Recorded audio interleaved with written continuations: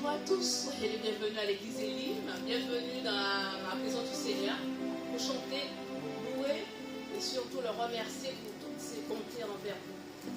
Nous allons lui redonner la première place, nous allons prier, donc vous demander de vous joindre à nous pour remettre ces moments dans les mains du Seigneur. Dieu de grâce, Dieu d'amour, nous te disons merci Seigneur pour ton de grâce, ton de bonté envers chacun d'entre nous. Merci pour toute grâce merveilleuse qui vient de toi Seigneur Jésus. Nous voulons t'apporter nos louanges, nos reconnaissances en ce jour parce que toi seul en es digne Seigneur. Merci pour ta protection divine sur notre famille, sur notre église, sur tous ceux qui nous entourent Seigneur. Tu es le Dieu d'amour, le Dieu de grâce. Merci pour ta miséricorde envers ton peuple en ce jour, Seigneur. Reçois notre reconnaissance en ce jour, Seigneur. Sois loué, sois adoré et béni pour l'éternité. Amen. Amen. Amen. Nous allons chanter et célébrer notre Seigneur avec notre frère chant. Soyez bénis. Bienvenue à Elim. Je suis très heureux que vous soyez parmi nous, vous qui êtes en présentiel et vous qui êtes à distance. On va tous se lever pour louer notre Seigneur. Amen. Alléluia. Dieu est puissant. Amen. Alléluia.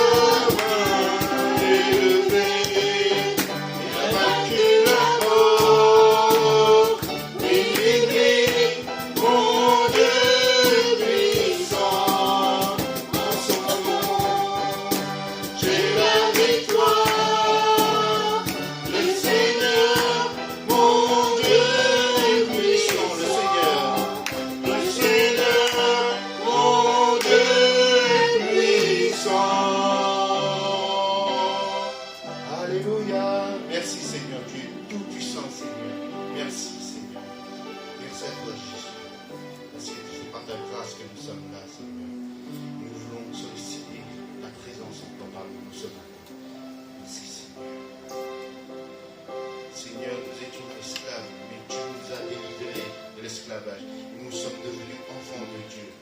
Seigneur, peur de nos lendemains. Parce que tu es là, auprès de nous, à chaque instant, à chaque moment, pour nous conduire, pour nous guider dans tes voies, Seigneur. Merci. Jésus, je ne suis plus esclave. Tu m'as ébloui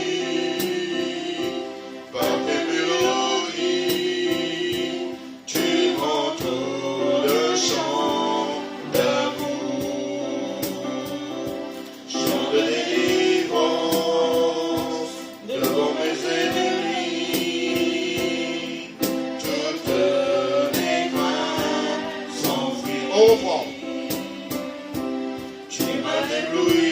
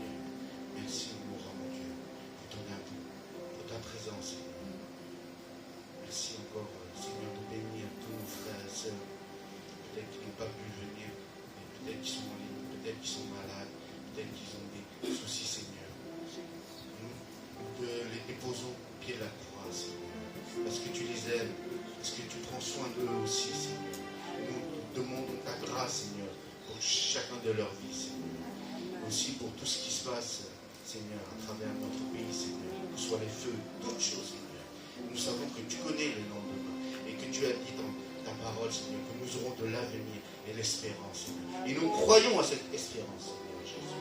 Par ton amour, Seigneur. Par ton amour, tu t'es sacrifié pour moi, Seigneur. Pour chacun de mes frères et sœurs qui sont ici, Seigneur. Et nous donnons toute la grâce et tout l'honneur qui est dû à toi seul. Merci Jésus. L'amour de Dieu.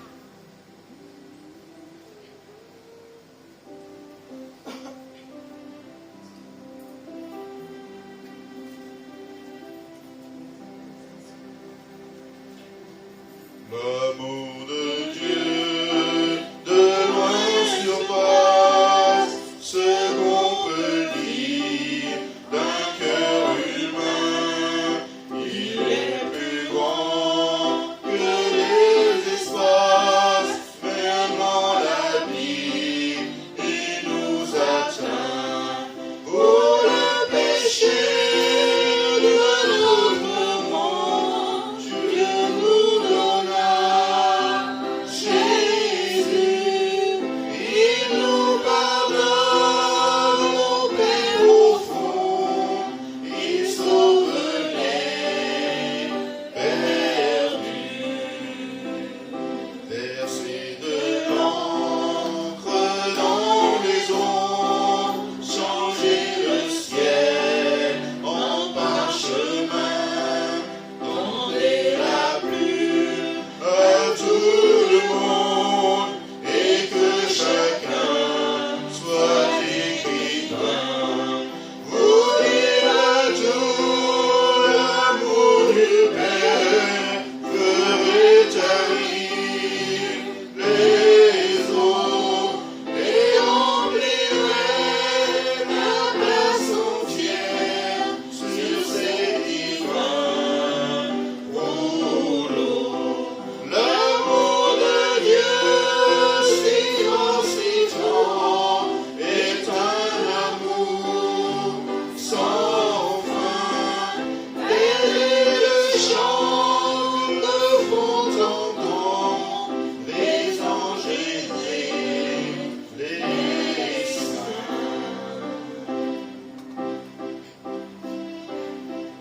Et que le monde un jour chancelle avec ses trônes et ses rois, quand trembleront tous les relais, soudain saisis d'un grand effroi.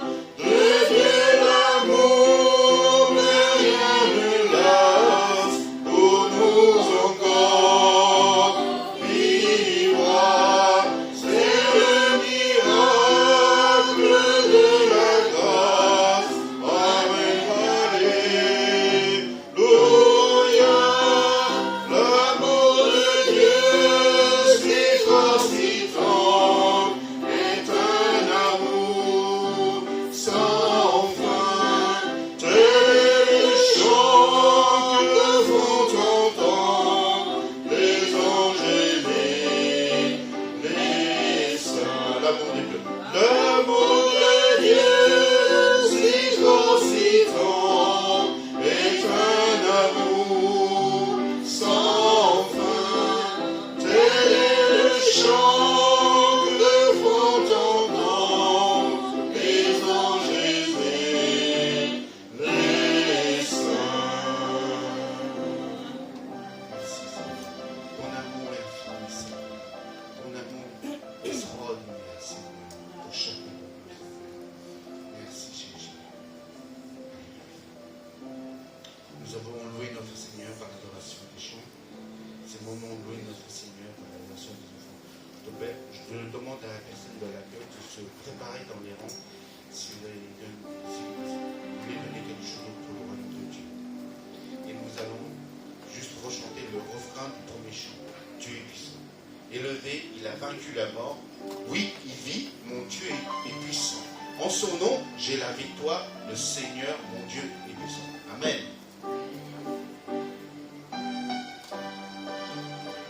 Élevé, il a vaincu la mort. Oui, il vit, mon Dieu est puissant. En son nom,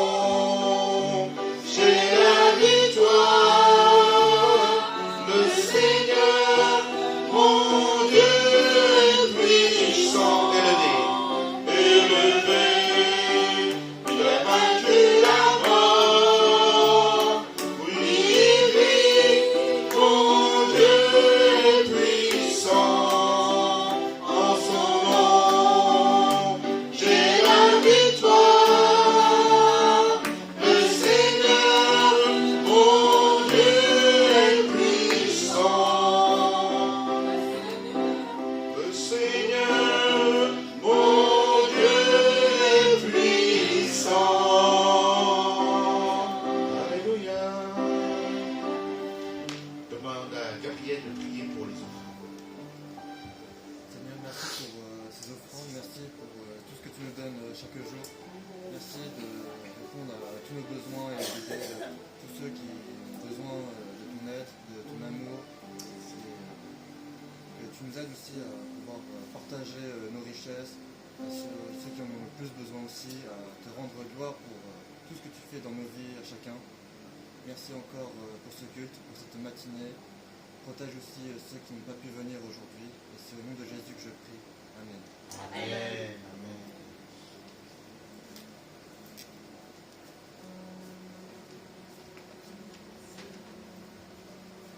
Bonjour à tous, soyez les bienvenus au sein de l'église Élim, une église des nations dont la devise est d'aimer Dieu, d'aimer la famille de Dieu, de servir les autres. Nous sommes heureux de revoir notre sœur Lydia avec sa famille. Sois la bienvenue, ma sœur, au sein de l'église. Parcours des disciples comme annonce, là, ça m'étonne pour... Ça reporte à la rentrée. Voilà. Voilà, c'est terminé pour le moment, mais on va reprendre. Donc une pause pour l'été, bien sûr, parce que beaucoup nous sommes amenés à être absents à certains moments du mois d'août. Donc nous allons reprendre l'étude de Marc, chapitre 13, le deuxième dimanche du mois de septembre. Voilà. Donc vous avez encore le temps de pouvoir préparer aussi, faire des lectures durant l'été. Alors ça, c'est quelque chose, nous avons une invitation et Eliane c'est porte ouverte. Aujourd'hui, nous fêtons ce 3e année anniversaire et nous invite ce soir. Porte étroite, excusez-moi, c'est porte étroite, nos églises partenaires. Ici même, à 6h30, si on veut rester, donc on parle d'occasion de rencontrer des différents membres de l'église. Voilà. Alors ça c'est aussi quelque chose, cette mois-ci, comme c'est un mois de vacances, on a changé la formule de vacances aussi pour la prédication. C'est tout le monde qui va participer à apporter quelque chose. Et le culte de 23 août, ça sera un culte de témoignage.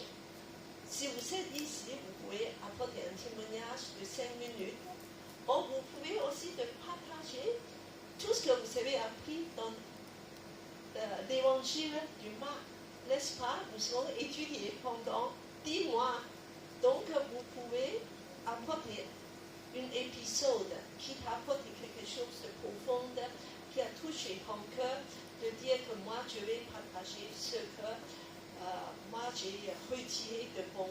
Alors, ça soit un témoignage ou un partage sur la parole de Dieu. C'est le 23 dimanche le 23 août. Donc, je me repose, je vous invite à tous à partager, de faire le culte ensemble.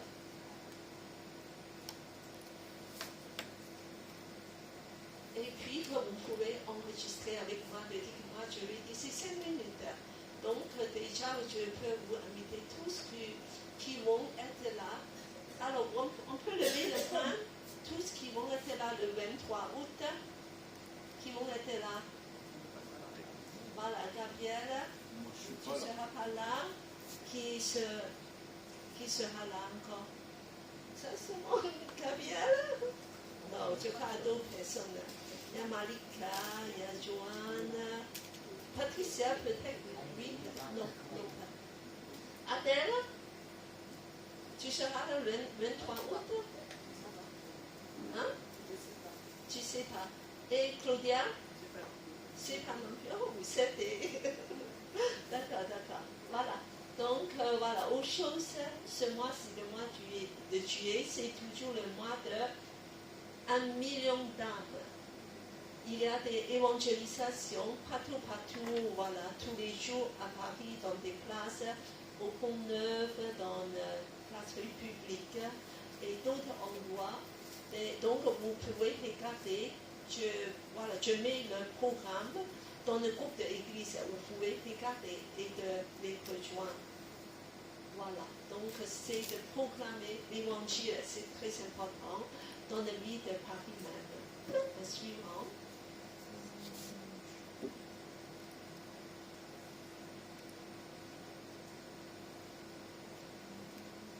par pays, nous allons prier pour l'Afrique.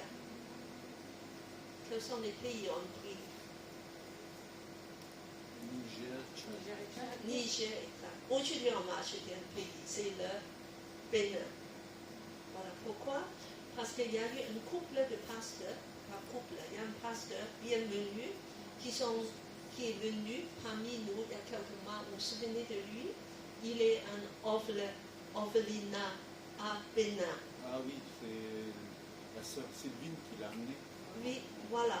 Donc, voilà, on fait des choses extrêmement intéressantes. J'ai regardé, à part un orphelinat, il y a, on peut pointer sur le Bénin. Bénin. Tu vois où c'est? Gladys, tu veux voilà, comme ça, on apprend un peu de géographie aussi. Voilà. Et en fait, il y a plein d'autres choses il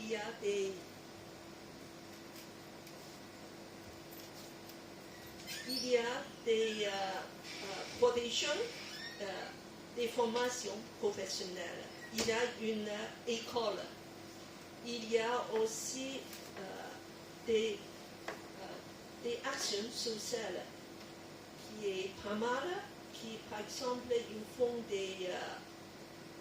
de l'eau potable et aussi des projets de reboisement de la forêt.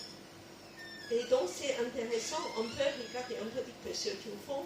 Il y a beaucoup de projets, donc nous voulons prier pour eux, aussi pour cette œuvre du pasteur bienvenu. Il y a des photos de couple de pasteurs. Aujourd'hui, on a prié pour 2 couples de pasteurs aussi en Afrique. Alors, ça c'est le couple de pasteurs au Tchad. C'est Alphonse et Rachel. Priez pour eux parce que tous les jours, leur vie sont en danger. Parce qu'ils sont dans le camp de réfugiés adré et qui est extrêmement dangereux. Il y a des extrémistes et quand ils proclament l'évangile, ils font des baptêmes, ils sont des cibles de tous les extrémistes. Nous voulons prier pour leur sécurité. Ils sont des missionnaires. Et un autre couple, voilà, ça c'est le pasteur bienvenu avec sa femme. Sa femme s'appelle Chimène. Nous voulons prier pour eux aussi qui prennent en charge de orphelinat, ce orphelinat et aussi l'école et tous les œuvres sociales. Alors nous voulons prier pour eux à Bénin.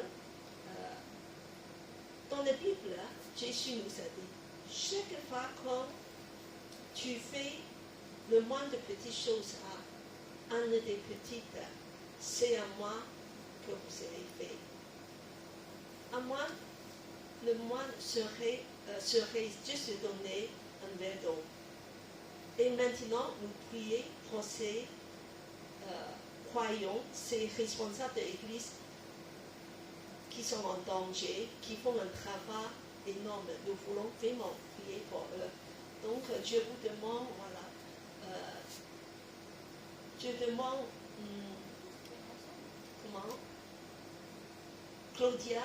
On peut tous prier ensemble. À chaque fois que tu désignes quelqu'un, après les gens, ils n'osent pas prier. Alors que si on prie ensemble, peut-être.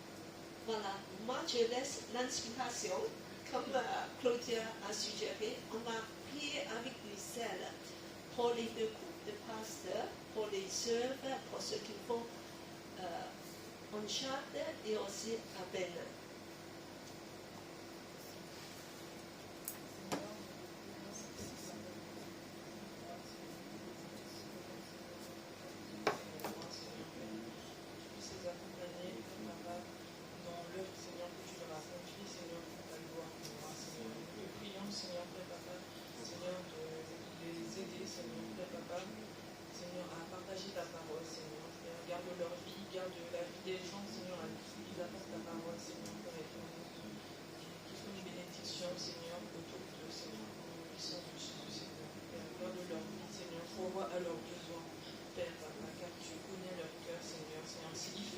ceux-là, Seigneur, malgré les dangers, Seigneur, c'est parce qu'ils t'aiment vraiment loin, Seigneur.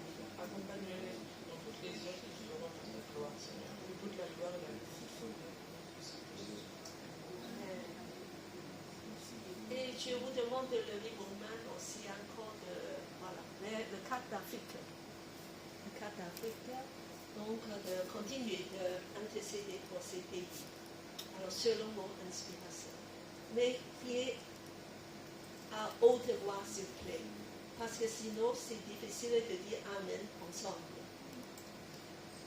Éternel Dieu des armées, merci pour ton amour, Seigneur. Merci pour ces sœurs et frères qui sont si éloignés en Afrique, Seigneur, mais qui sont en action pour ton œuvre, Père éternel, mon Dieu, roi, qui agissent en ton nom, Seigneur Jésus-Christ.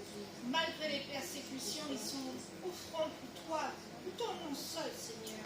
Répands ton amour dans chacun de ces vies, Seigneur, chacune de ces vies, Seigneur. Agis puissamment sur leur vie, Seigneur. Ces enfants qui sont là, Seigneur. Ces futures générations qui sont là, positionnées pour toi. Qui sont sans père, sans mère, Seigneur, Père éternel. Étends ta main divine sur leur vie, Jésus. Étends ta main divine sur les responsables, les dirigeants, les bénévoles, Seigneur, qui s'occupent de ces enfants, Seigneur. Tu vois l'amour qu'ils ont de ces enfants. Tu vois leur dévouement, Seigneur, Père éternel. Tout ce qu'ils ont mis en place, Seigneur, pour pouvoir les faire grandir en ton nom, Jésus. Agis puissamment, Seigneur. Bénis ces hommes et ces femmes. Bénis ces enfants, Seigneur, à travers cette génération qui proclameront ton nom, Jésus. Amen. Amen. On va continuer de prier.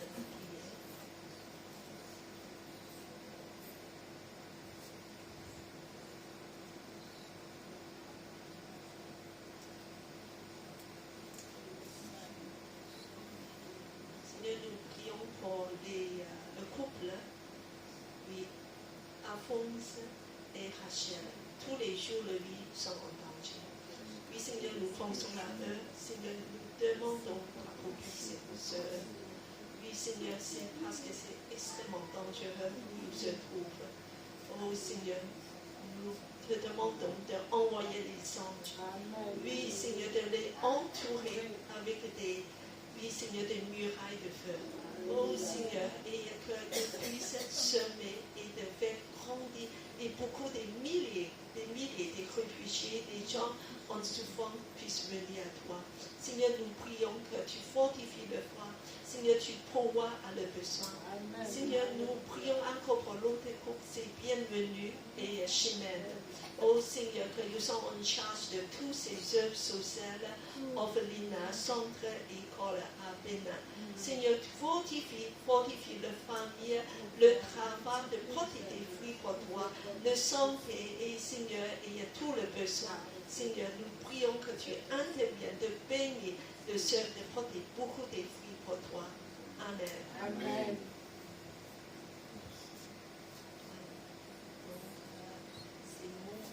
Après, il y a d'autres annonces. Je ne m'en souviens plus. C'est bon.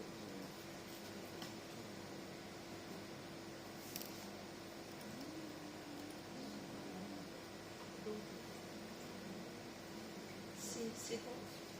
C'est bon, d'accord. Voilà. Voilà, c'est bon pour les annonces. Et puis, c'est le moment. C'est le bon moment de la prédication, la parole de Dieu. Et nous voulons partager la parole de Dieu.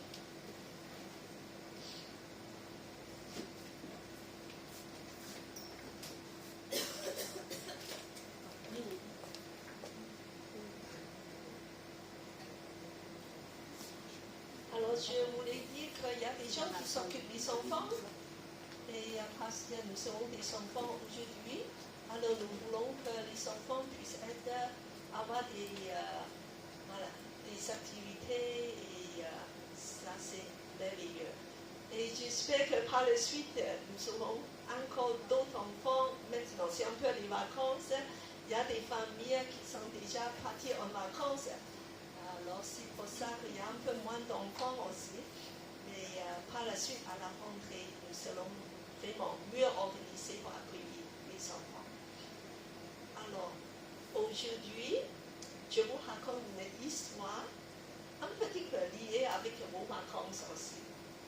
c'est bientôt le grand départ. Je sais qu'il y a ceux qui vont partir cette semaine, qui sont prêts. Alors, les vacances, les grands départs, c'est toujours un moment très important parce qu'il y a des retrouvailles. On était, pour partir en vacances, ça veut dire beaucoup de choses. C'est des moments de joie, n'est-ce pas? C'est le dépaysage, c'est les découvertes, le repos, des bonnes tables, des amis, la famille. Mais pour ceux qui restent, je dirais que vous pouvez aussi trouver toutes ces bonnes choses en étant resté dans l'amour de Dieu. Et en fait, ça c'est nos plus grands repos. Alors Dieu vous donne cette méditation comme un cadeau de méditation durant les vacances. Donc on peut méditer, en fait, il y a 5 chapitres durant les vacances. Alors ces 5 chapitres, c'est très important dans la Bible. Dans la Bible, parfois il y a des chapitres plus importants, plus significatifs, je veux dire que dans d'autres. Et ces 5 chapitres, c'est extrêmement, c'est le crème. C'est très fort. C'est l'Évangile de Jean, chapitre 13 à 17. 5 chapitres. Ça fait un quart de tout l'Évangile de Jean. Donc ça veut dire que c'est important. Et en fait, tout ça, c'est juste un seul discours. Juste un seul discours. Et donc, on va voir comment ça se passe. Alors, le suivant. Alors, c'est un long discours au revoir. On va dire un discours de départ. Souvent qu'on fait un grand repas. C'est un repas dans une chambre haute et une partie à l'extérieur sur le chemin vers Gethsémani. Alors, c'est un discours de Jésus avec ses disciples. Voyons, c'est un moment assez dramatique. Alors, pourquoi? Parce que je peux dire que c'est la surprise pour tout le monde, au moins pour ses disciples. Parce qu'ils ne s'attendaient pas, Jésus va partir. Alors, dans ces moments-là, comment dire, je vais vous dire un peu le contexte.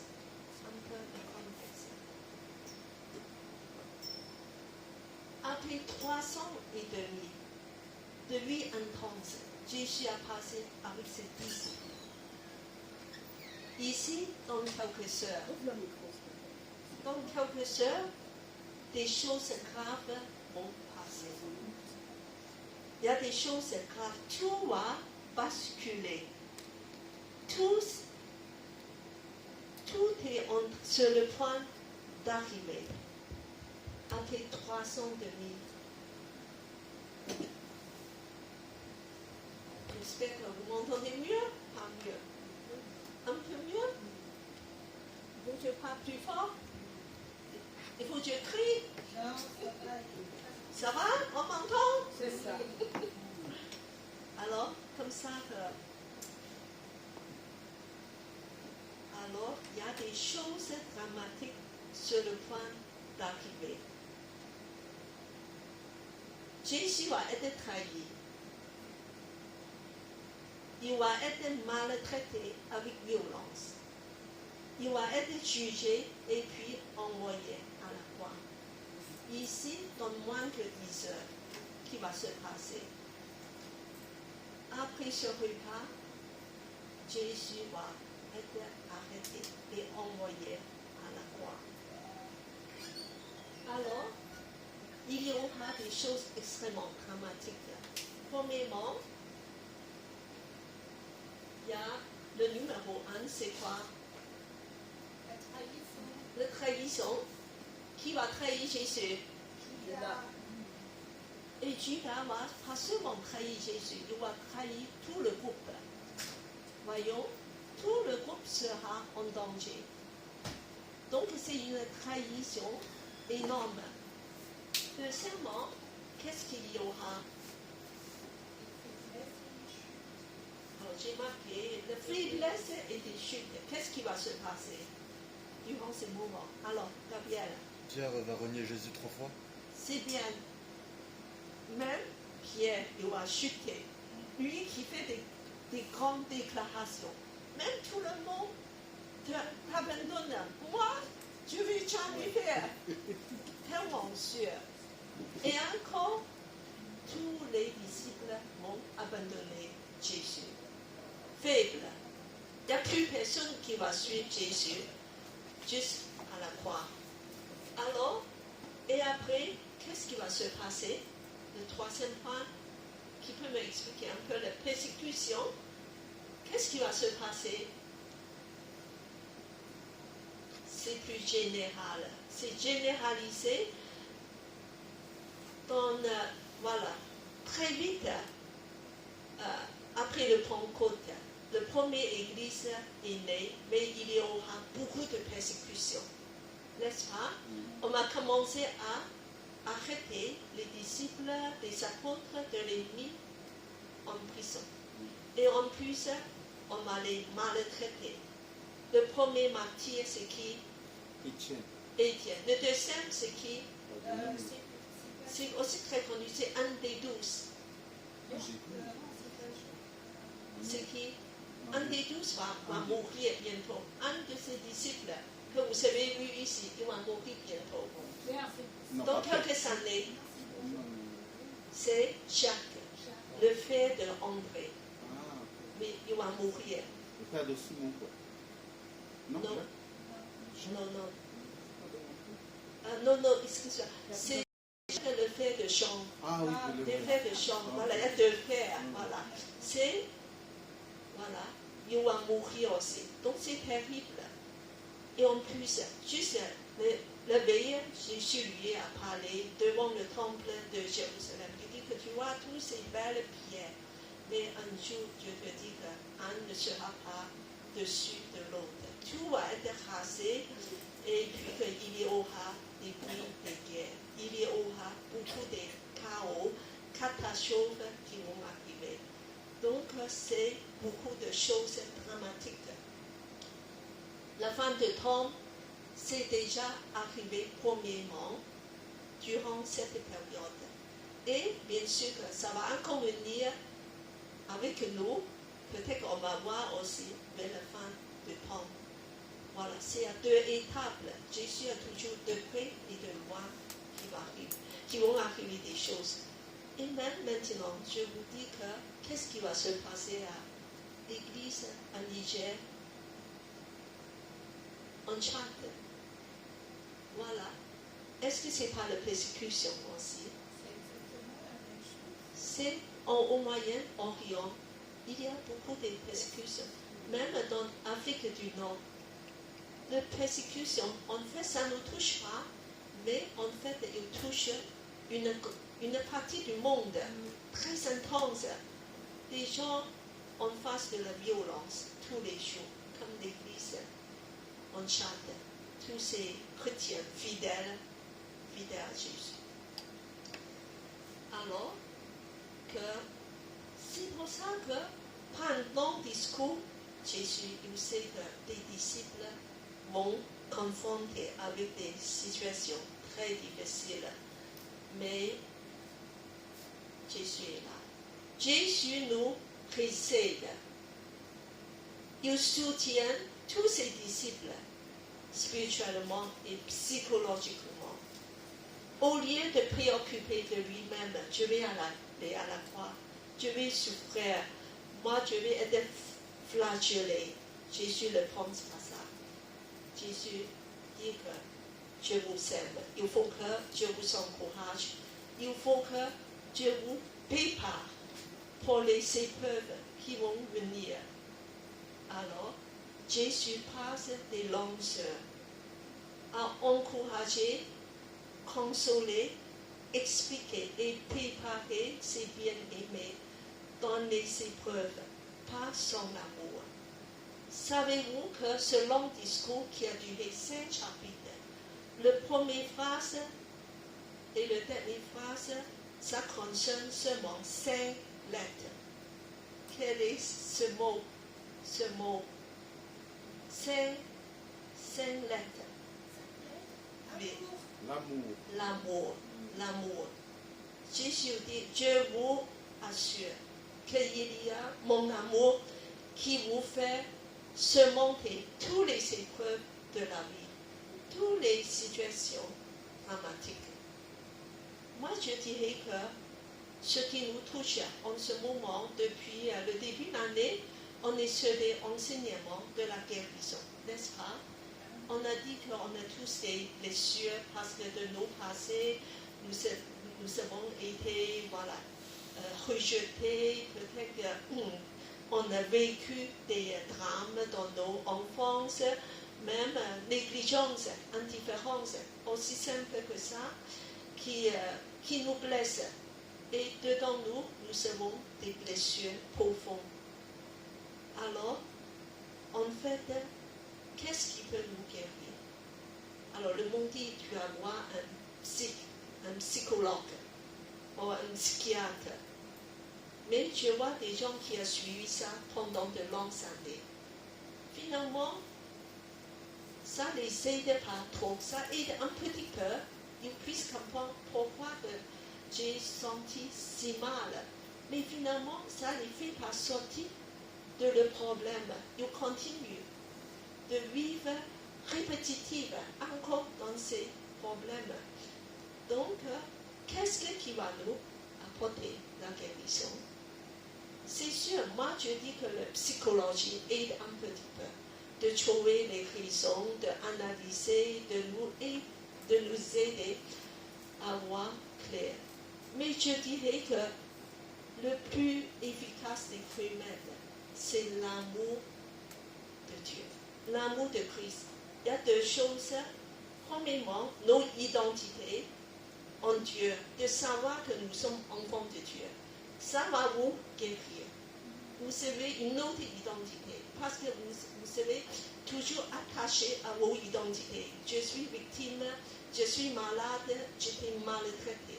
Voilà, j'ai vécu tous ces malheurs, des gens sont méchants avec moi. Donc, c'est une identité enracinée par les regards des autres. Comment les autres me regardent. Mais si vous allez changer de position, je suis enfant de Dieu. Moi, j'ai la provision, le Père qui va me donner. Je pourrai s'en sortir avec tous les moyens que Dieu m'a donnés. Je suis plus victime, esclave de la peur, comme tout à l'heure nous avons chanté. Je suis plus esclave de ma honte. On a parlé de la honte. Je suis plus esclave de ma colère. Il y a des gens qui sont addicts. Voilà, pour des choses. Je suis plus esclave de la pornographie. Plus esclave de plaisir du monde. Il faut que je cherche tout le temps des plaisirs du monde de me satisfaire. Je suis libre avec l'amour de Jésus qui peut me satisfaire entièrement. Alors, il y a cette identité de Père qui peut nous libérer de savoir vous êtes sur une autre planète, en fait. Ça, c'est nos destinées éternelles. Tout ce qui est sur le monde, un jour, ça va se passer. Ça va passer, ça passera. Mais ton identité céleste, ton identité spirituelle, avec le Père, tu es enfant de Dieu, ça va rester éternellement. Amen. Et aussi que l'amour de Christ peut nous libérer.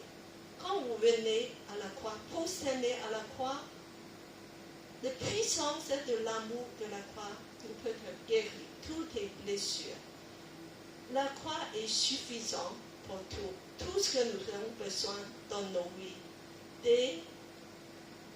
Des choses très dures, on a vécu des trahisons, la rejet, la honte, des abus et des maltraitances, la violence. Jésus a vécu tout ça à la croix et il a donné la guérison. Voilà, on va continuer. Voilà, ce remède ultime consiste en l'amour. Parce que Jésus nous aime ardemment. Avant son arrestation de la croix, il va nous démontrer son amour pour les disciples. Sa parole, je dirais, sa parole, c'est un remède puissant qui nous guérit. Reviens à ses paroles, d'attacher à ces paroles puissantes qui va enraciner dans son amour. Voilà le suivant. Voilà, premièrement, comment Jésus va nous guérir? Premièrement, il va guérir ses disciples déjà pour tous ces traumatismes qui vont venir. Alors, Jésus va assurer son amour pour tous ces gens faibles, tous ses disciples. Alors, je vous demande déjà de lire le premier phrase de son discours qui est très puissant. Alors, je demande à Patricia à lire à haute voix.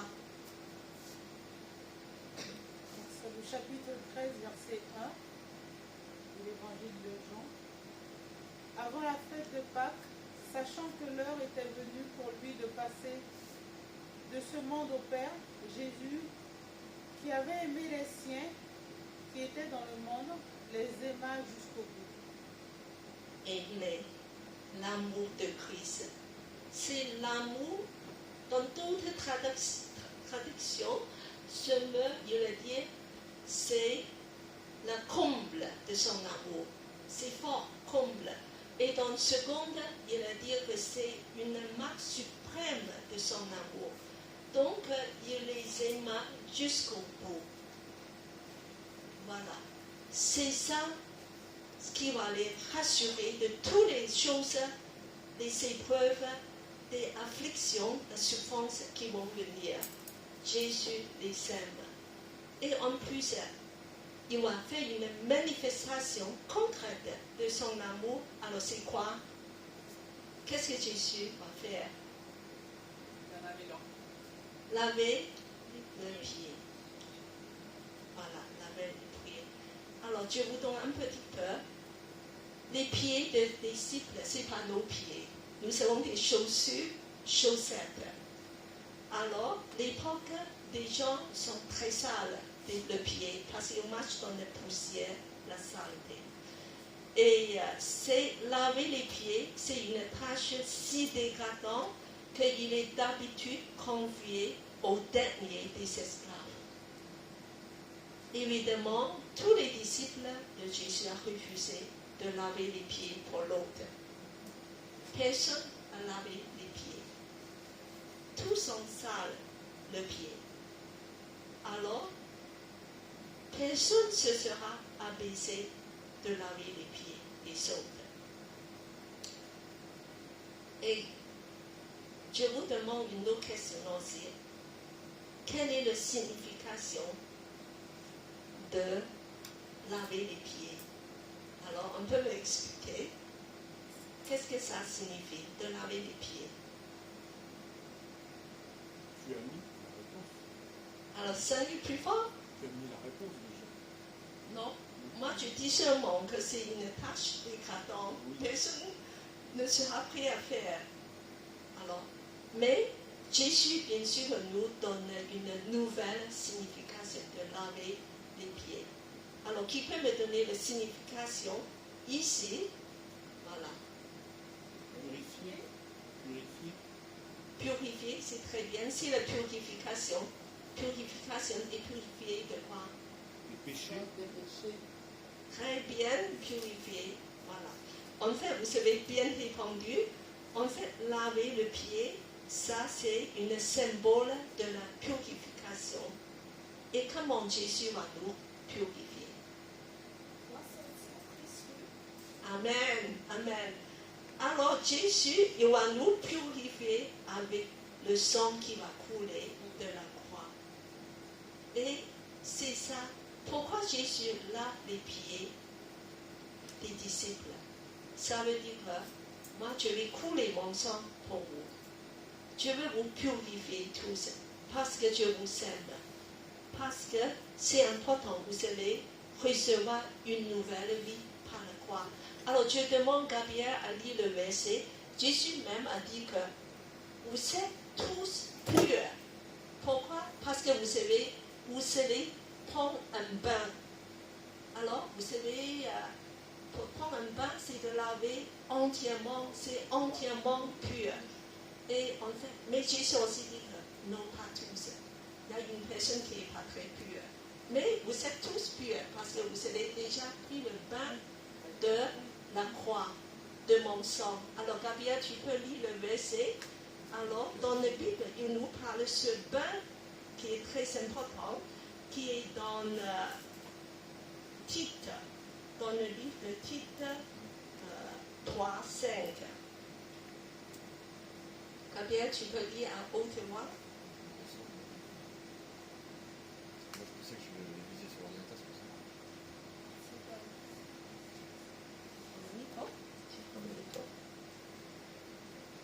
Je lis depuis 4 ou 5? Parce que 4, enfin 5, il y a une fin de phrase. Je lis depuis 4 ou... 3, 5, chapitre 3, verset 5. Alors Jésus parle d'un bain purificateur de la nouvelle naissance.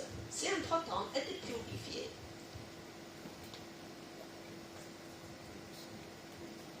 Et il ne l'a pas fait à cause des actes de justice que nous aurions pu accomplir, mais conformément à sa compassion à travers le bain de la nouvelle naissance et le renouvellement du Saint-Esprit. Il faut prendre le bain. Est-ce que vous avez pris le bain de Jésus? Est-ce que vous avez pris le bain?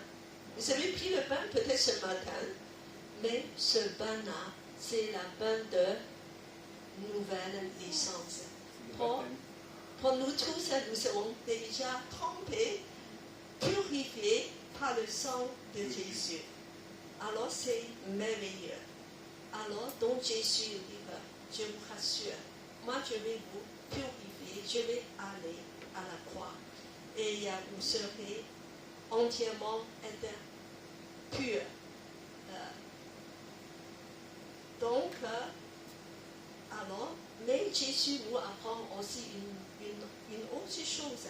À part une purification et guérison définitive à la croix. Il dit que venez tout déposer vos fardeaux à la croix. Déposez nos épreuves, vos blessures. Je vais vous guérir par mon sang à la croix. Venez au pied de la croix. Tout découle de la croix. La croix est suffisante pour tous vos blessures, nos épreuves, nos souffrances dans cette vie. Vous serez purifiés et guéris. Bien sûr que ici, deuxièmement, Jésus aussi apprend l'humilité, le service et aussi pour les disciples de pouvoir pardonner, servir les uns les autres. Il dit que je vous lave les pieds, mais il faut que vous lavez les pieds aussi les uns les autres. C'est comme ça, il faut que la guérison coule. Au sein de l'Église, nous devons servir les autres dans l'amour, dans le pardon et dans les services. C'est aussi, ça vient la guérison. Et alors, après ça, Jésus dit quelque chose. C'est ça qui est essentiel. Oui, donne essentiel et vous serez guéris. Vous serez guéris. Alors, c'est pour ça que je vous donne un nouveau commandement. Alors, on va lire tous un nouveau commandement. C'est quoi? Aimez-vous les uns les autres comme je vous ai aimé. Vous aussi, aimez-vous les uns les autres. Aimez-vous les uns les autres. Comme dans la même façon que je vous ai aimé. De nous donner son amour accompli. Alors ça veut dire service, humilité. Et par la suite, Jésus dit que je vous fais révéler quelque chose. Je vous fais annoncer des choses très graves. Je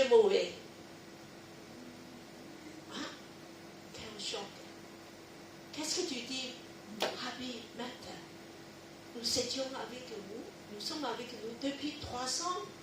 Et d'un coup, tu dis que tu vas partir en vacances. Tu t'en vas, le grand départ. Où tu vas?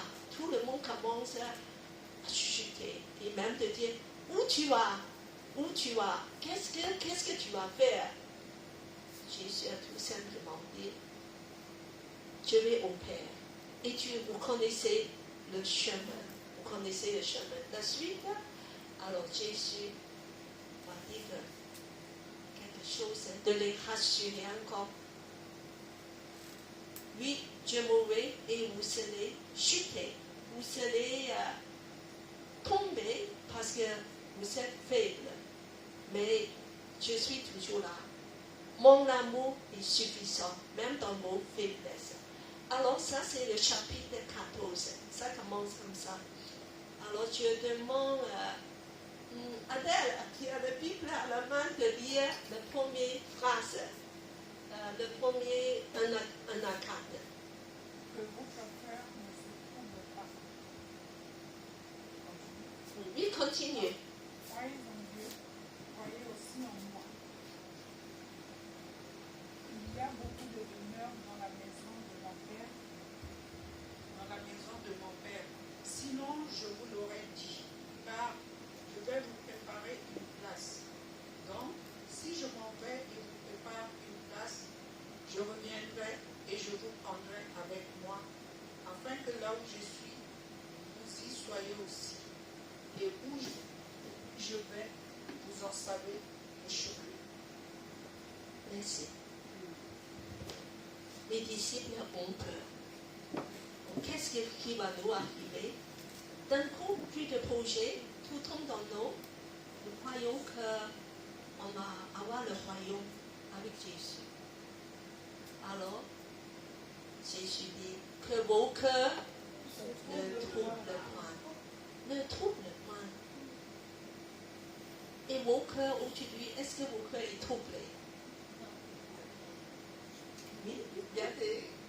Sylviane dit non, c'est bien. Dans la tête. C'est bien. Et il y a d'autres qui disent que mon cœur est quand même troublé parce que je cherche du travail depuis 1 an, et moi je trouve rien. Voilà, d'autres qui disent que moi j'ai pas d'argent à la banque dans mon compte, j'ai beaucoup de charges à payer pour il faut payer beaucoup de choses. Troublé. Jésus dit, vos cœurs ne se troublent point.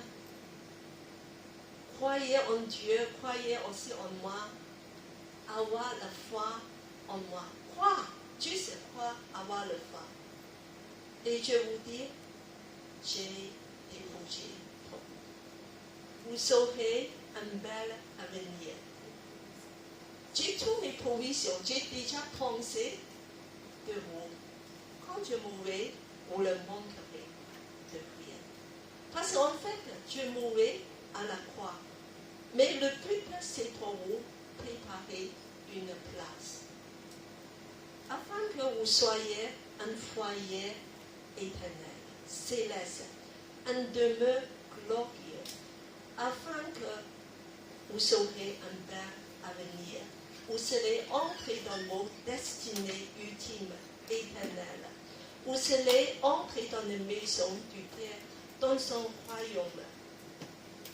Vous serez toujours avec moi, parce que je reviens à te chercher. Je vous aime, nous vivons ensemble dans l'amour. Et ça sera votre avenir. Je vous conduis vers le Père. Vous serez connectés à moi et au Père.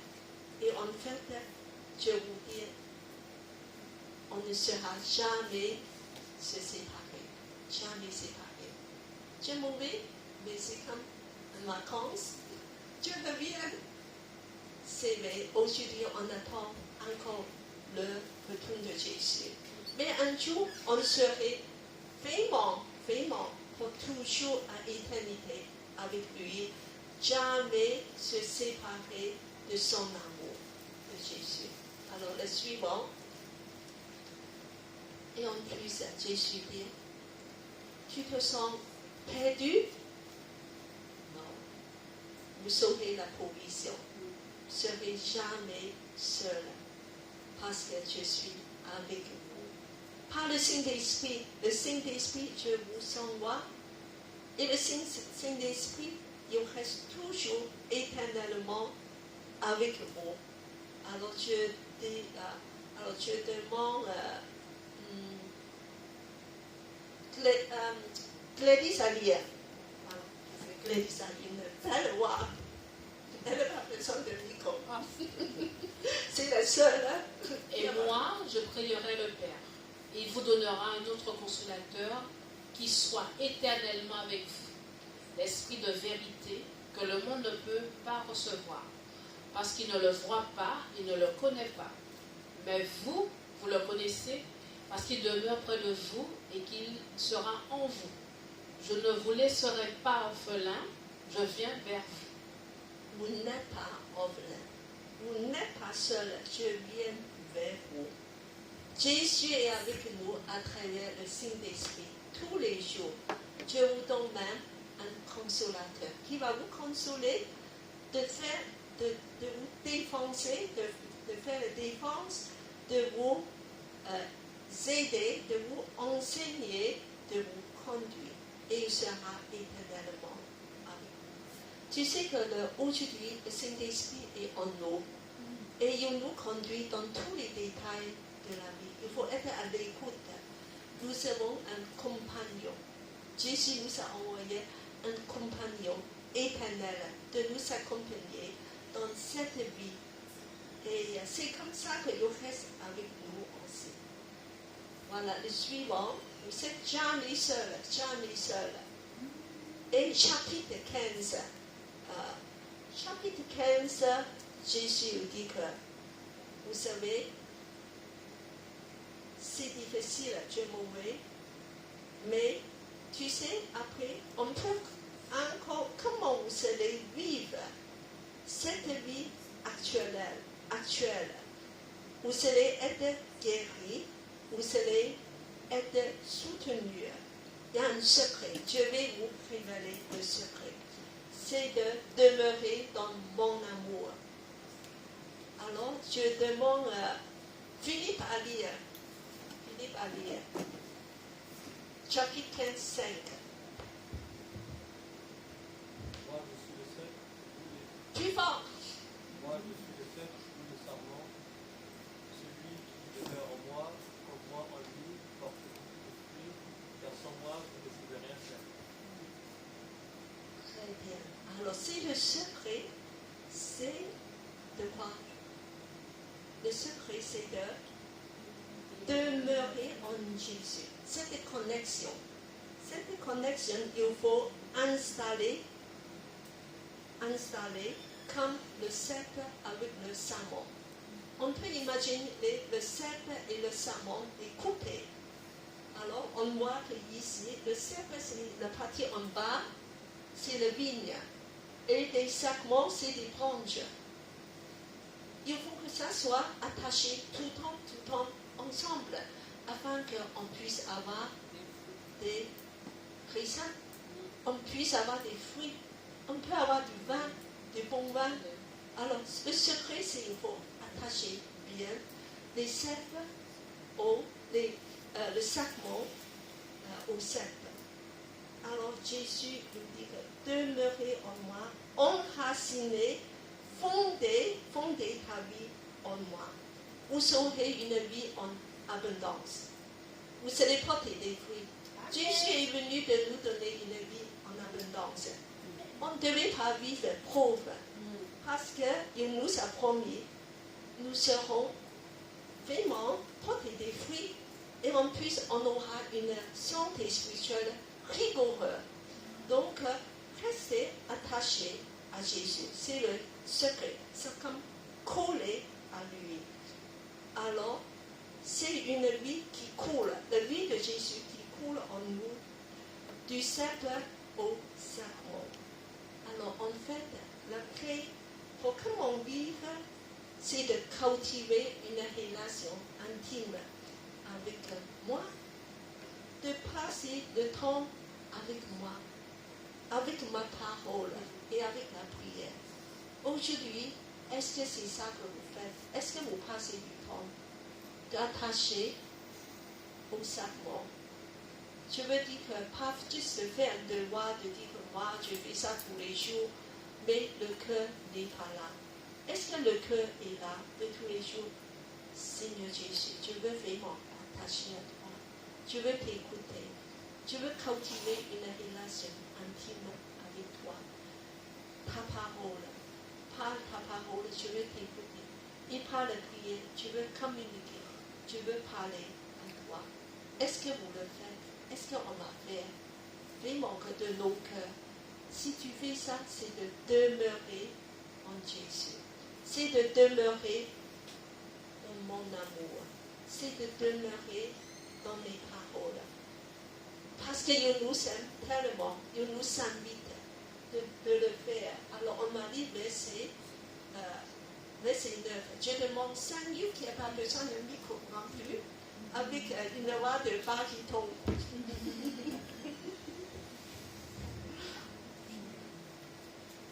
Chapitre 15, verset 9. Oui. Comme le Père m'a aimé, moi aussi je vous ai aimé. Demeurez dans mon amour. Demeurer dans mon amour. Jésus nous invite de demeurer. C'est le secret. On puisse vivre pleinement la vie en abondance. Et en fait, Jésus nous manifeste son amour. Comment c'est l'amour de Jésus? Alors, regardez cette comparaison, c'est intéressant. Comme le Père m'a aimé, moi aussi, je vous ai aimé. Le Père aime Jésus, n'est-ce pas? Le Père a déclaré pendant le baptême, tu es mon fils, bien aimé. Oh, J'ai mis toute ma confiance. toute ma joie en toi. J'ai mis toute ma joie en toi. C'est bien, on a étudié l'évangile de Marc, ça c'est dans le premier chapitre, n'est-ce pas? Une déclaration d'amour du Père au Fils. Mais dans la même intensité, il dit, comme le Père m'a aimé, dans la même intensité, tu sais, Jésus t'aime aussi fort, comme le Père l'a aimé. Tu dis que moi je suis son chrétien. Mais Jésus dit, oui, c'est cette façon de Dieu le Père m'a aimé. C'est dans la même façon, même intensité. Dieu vous aime. Jésus nous aime jusqu'à donner sa vie. Il n'y a pas une plus grande amour de donner sa vie pour ses amis. Il nous aime profondément. Il faut être rassuré de son amour. Jésus t'aime fort, fort, fort. Et c'est ça que tu viens de rapprocher toi de lui. C'est avec un cœur plein d'amour de dire que parce que tu m'aimes, je veux rester avec toi, je veux passer du temps avec toi, n'est-ce pas? Quand tu aimes quelqu'un, voilà, quand vous êtes fiancés, vous avez tous eu des fiancés, des moments, voilà, amoureux, et je veux passer le temps avec toi. Je veux demeurer, c'est tous les moments que je peux être avec toi. Je dis que demeurer dans mon amour, je t'aime fort, fort, fort. Viens à ma présence. Viens de cultiver cette relation d'amour avec toi. Il faut le cultiver, il faut faire un effort. Voilà, parce que nous sommes encore sur cette terre. Et il faut venir demeurer dans mon amour.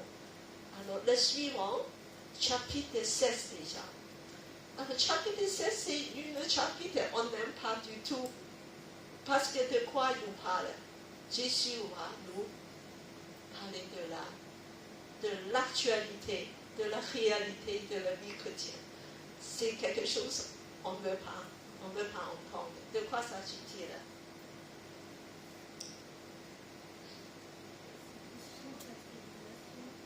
Alors, Sylviane, qu'est-ce qui va se passer? La tribulation, les épreuves, la souffrance. Non, ça je refuse. Je ne veux pas ça. Mais c'est la réalité. Il faut que vous allez confronter ça, mais avec mon amour, avec ma présence. Est-ce qu'on est à l'abri de la souffrance? Non. On est comme tout le monde, des chrétiens aussi, des croyants aussi. On ne réussit pas toujours. Il y a la souffrance des épreuves. Eh bien, tu peux surmonter, tu peux dépasser avec la puissance de mon amour. Alors, je vais vous préparer à ça. Le premier verset, alors, Patricia, tu peux lire le premier verset. Je vous ai parlé. Tu es dramatique, il faut parler de Jésus.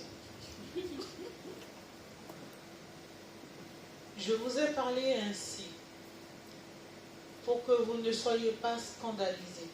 Alors, je demande à Patricia de rester debout, de regarder tout le monde.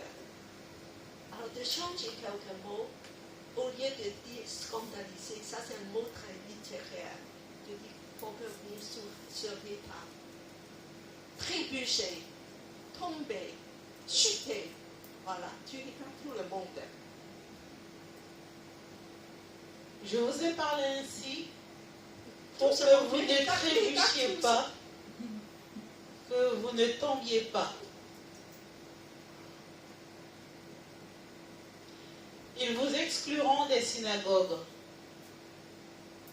Alors, il va vous exclure de la société.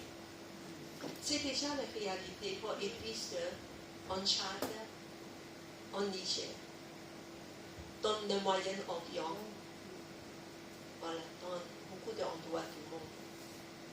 Et Jésus dit que, voilà, je vous dis la réalité, vous aurez la souffrance. Vous aurez des moments très difficiles. Et vous aurez beaucoup de difficultés, des épreuves, des blessures. Même des gens qui vont vous faire du mal, vous allez être blessés. Vous allez chuter peut-être même dans nos faiblesses.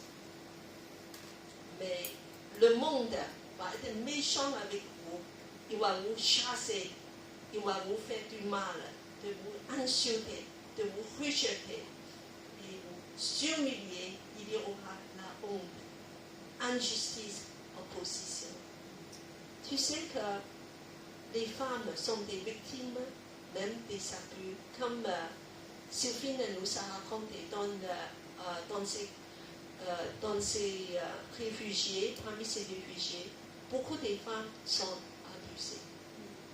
Beaucoup de fois, beaucoup de souffrances. Tout ça c'est réel. Il y aura le rejet, la honte, l'humiliation, une grande souffrance des blessures. Mais Jésus dit, je vous prépare déjà pour tout ça. C'est le cas avec nos vies aussi. Certainement pas aussi dramatique, mais nous avons aussi beaucoup de souffrances dans nos vies actuelles, des difficultés, des problèmes. Mais Jésus dit que c'est la réalité. Mais je suis là, et en plus, c'est pas pour rien. Je vais vous donner une image. Alors, je vais demander à quelqu'un à lire cette image. C'est le verset 20 à 21. C'est qui, voilà, c'est encore Patricia.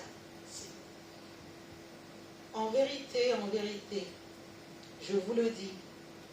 Écoute, Vous pleurerez et vous vous lamenterez, et le monde se réjouira.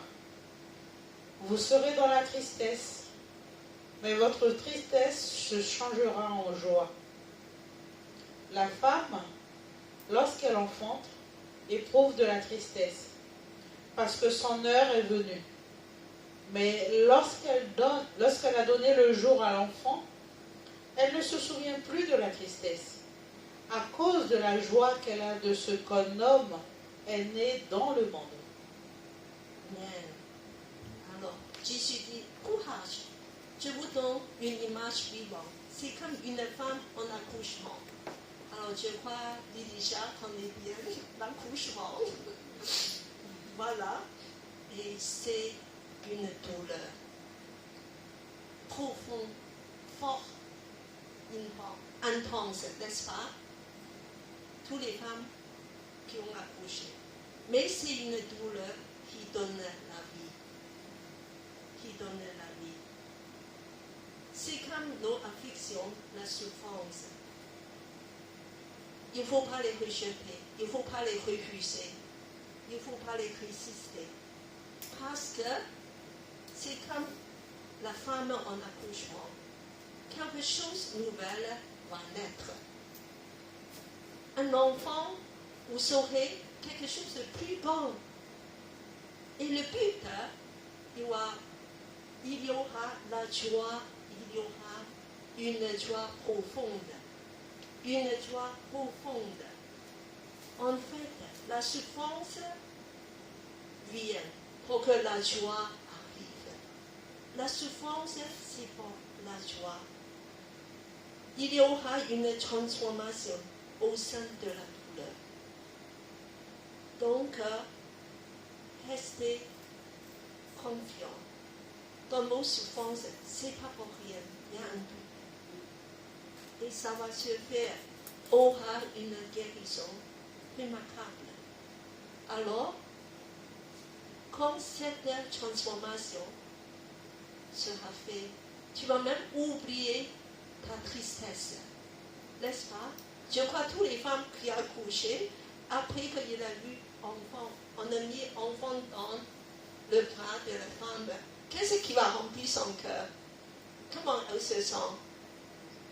Une joie inouïe, voilà, explosive, de juste tenir enfant, cet enfant nouveau-né. Et il va raconter que j'ai souffert, j'ai beaucoup souffert. Elle va pleurer? Non, elle va avoir la joie. La joie surpasse toute la souffrance qu'elle a subie. Et donc, c'est cette joie que je vais vous donner. Je vais vous faire naître cette joie, une nouvelle joie profonde, une nouvelle vie guérie, restaurée. Alors on va lire tous versets 22. Où donc aussi, vous avez maintenant de la tristesse, mais je verrai de nouveau, votre cœur se réjouira, et nul ne montrera votre joie. Joie! Personne qui peut enlever vos joies. C'est comme une femme qui a accouché, une joie inouïe, explosive. Moi, j'ai un enfant, j'ai quelque chose de nouveau, grand, une nouvelle vie. C'est ça, Jésus va produire en nous. Il dit que ne regarde pas ses souffrances. Alors, le suivant, maintenant, on va au chapitre 17. Le dernier chapitre. Alors, Jésus va prier pour ses disciples. Qu'est-ce que c'est merveilleux. Comme un grand prêtre, à la fin, il dit que je m'en vais, mais je vais vous bénir. Je vais vous confier dans les mains du Père. Et je vais vous bénir tous. Vous serez protégés. Vous aurez la joie. C'est comme le grand prêtre. C'est une prière d'amour. Combien c'est beau, la prière est très belle parce qu'il n'y a pas une trace de la tristesse. Jésus n'a pas pleuré pour son sort, de dire que finalement, je mourrai maintenant, je vais plus te voir. Non, pas du tout. C'est comme que Jésus va à la croix, il dit c'est ma croix. Je suis content, je suis rempli de joie pour aller à la croix, parce que c'est ça qui va tout accomplir. Vous serez entrés dans toutes les bonnes choses, tous les bienfaits que vous serez hérité de moi. Alors Jésus, donc ici, c'est la gloire. Alors on va lire le premier verset, verset 1 et 2. Voilà, je dis à...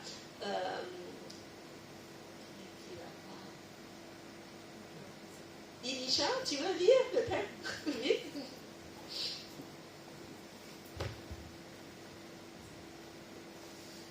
Après avoir ainsi parlé, Jésus leva les yeux au ciel et dit, Père, l'heure est venue. Glorifie ton Fils, afin que le Fils te glorifie. Selon que tu lui as donné pouvoir sur toute chair, afin qu'il donne la vie éternelle à tous ceux que tu lui as donnés. Amen. Quelle joie, quelle assurance, pas de tristesse et de tu glorifies ton Fils. Moi, je suis contente d'aller à la croix. Et parce que Dieu donne la vie éternelle à tous ces gens que tu l'aimes. Et puis que jusqu'à la fin, il sera à toi. Tu as accompli ta mission. Tu as accompli ta mission. Je suis contente de mourir maintenant, mais toi. Alors, Jésus dit que c'est dans cette façon, je vais vous dire au revoir. Et en fait, il faut rester, Dieu intercède pour vous. Et tu sais, aujourd'hui, Jésus continue à intercéder pour nous à côté du Père. Savez-vous que dans le ciel, il continue de nous aimer, de intercéder pour nous, continuellement, parce qu'il est notre grand prêtre, le sacrificateur éternel pour nous, de prier pour nous. Et puis qu'il nous invite aussi dans cette relation d'amour et unité avec le Père, le Fils et le Saint-Esprit. Pas seulement avec moi, venez de rencontrer le Père. Être unis au Père. Il y a une unité entre les croyants, mais aussi entre nous avec le Dieu. Alors, ensuite, le dernier phrase. Vous êtes préservés et aimés. T'inquiète de rien. Nos cœurs ne troublent point. Vous êtes préservés. Alors, et je vais vous inviter juste à lire le dernier verset, le 26. Tous ensemble, verset 26. Je leur ai fait connaître ton nom, et je leur ferai connaître, afin que l'amour dont tu m'as donné soit en eux, et que moi, je sois en eux. C'est encore l'amour qui prime. C'est encore un appel de son amour. Il dit qu'en fait, tous les croyants, tous mes disciples ici, j'ai déjà fait connaître ton nom, mais je vais encore les faire connaître. Quel est le but? Le but, c'est l'amour. Afin que cet amour que tu m'as aimé soit en eux. Ça veut dire qu'il veut le Saint-Esprit déverse l'amour divin dans nos cœurs pour qu'on puisse aimer Jésus. Tu vois, pas seulement il nous aime, mais il dit que vous saurez un amour divin de m'aimer en retour. Parce que cet amour sera donné à vous. Donc, tu m'as aimé soit en eux. Cet amour soit déposé dans nos cœurs pour pouvoir aimer Jésus. Quelle joie dans son amour. Voilà, cet amour si fort. Alors, de suite.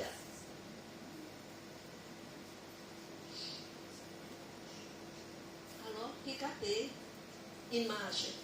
Qu'est-ce que c'est? Alors, Gabriel, quelle image il signifie? Qu'est-ce que Jésus est en train de faire? En train de réparer un vase. Qu'est-ce que ça peut te dire? Il répare tous ceux qui ont le cœur brisé pour les fortifier de nouveau. Amen. Amen.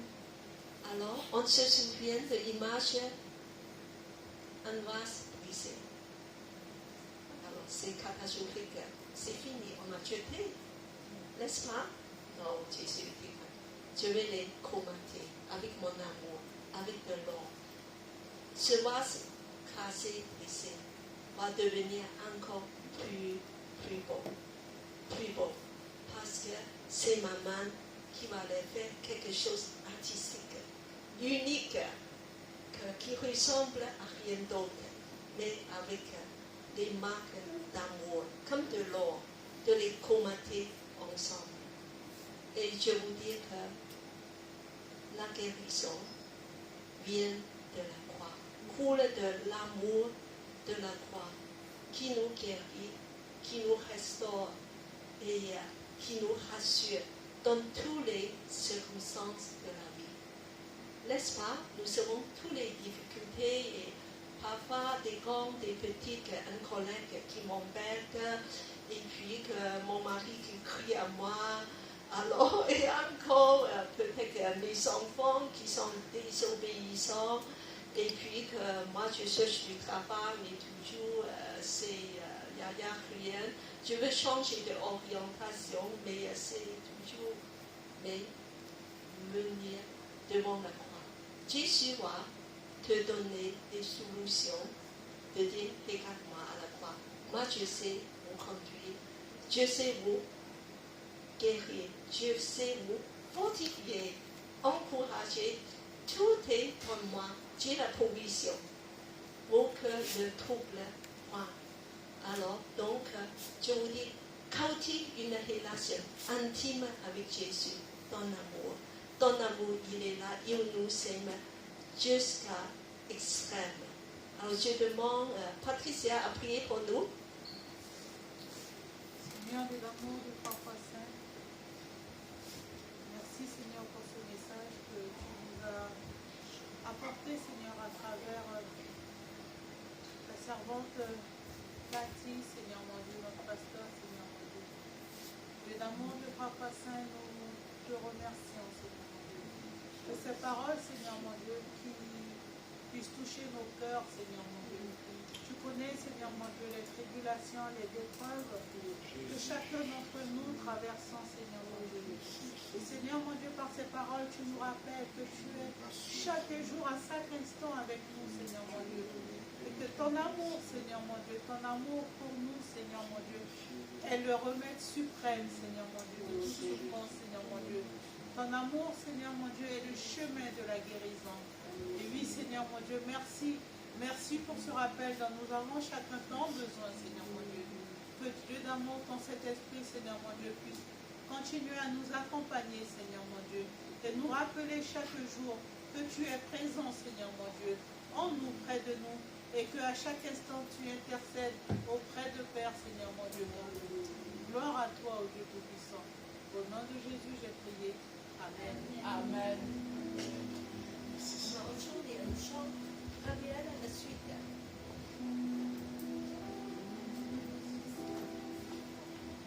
Un chant de dire que ton amour a puissance.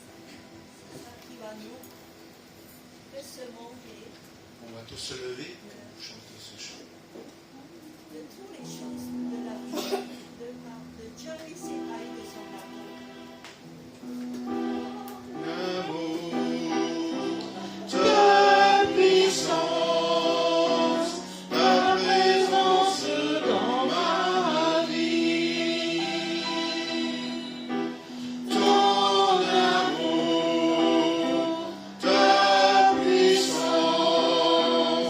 Ta présence dans ma vie.